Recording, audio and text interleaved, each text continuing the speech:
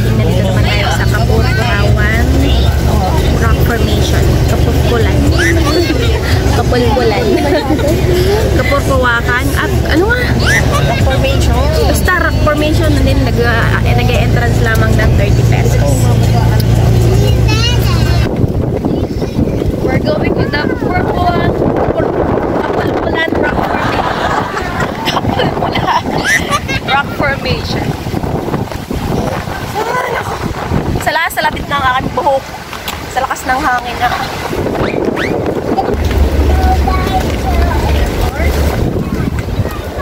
Kapulpulan Rock Formation. Malayo pa ba? Malayo pa, Lenny, yun? Kita mo na ngayon. Ay, hindi ko kita. Nategas and Owel. Gano'n kaya sakay sa kumain?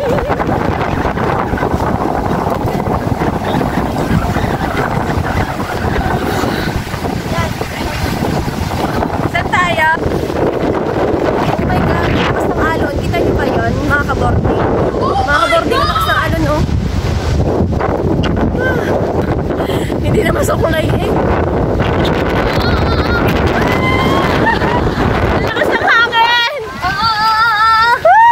Hindi naman kaya, eh. Saan ka? Rock Formation na iyo. Muna na kami, ha?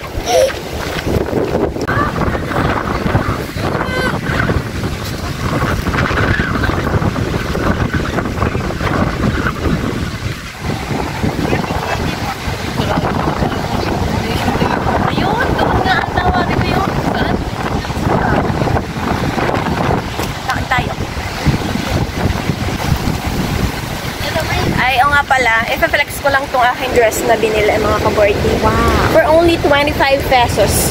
Wow. Sa ukay-ukay lang yan, oh. 25 pesos lang yan. Kaya kung alam kung kayo gagala, or meron kayo pupunahan, staycation or whatever, ukay-ukay lang kayo para at least yung pera nyo pa, masasave nyo sa pocket money nyo, diba? May pang-aura na. For only 25 pesos. Saan ka pa? Wow. Saan ka pa?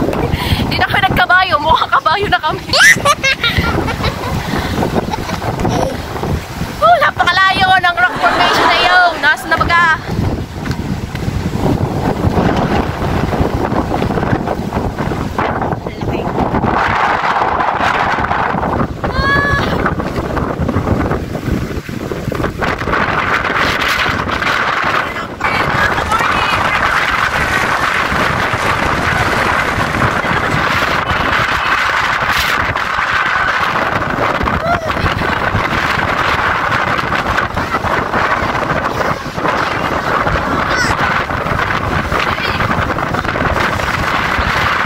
So yun nga mga kaboarding, kailangan nyo pang maglakad nga ng 5 to 10 minutes bago nga kayo makarating din sa Rock Formation na are. Depende sa inyo kung mga kaboarding ko kayo ay maglalakad o maglalakad o mag-aarkila na lang ng kabayo dahil ang kabayo din ay 100 pesos per head.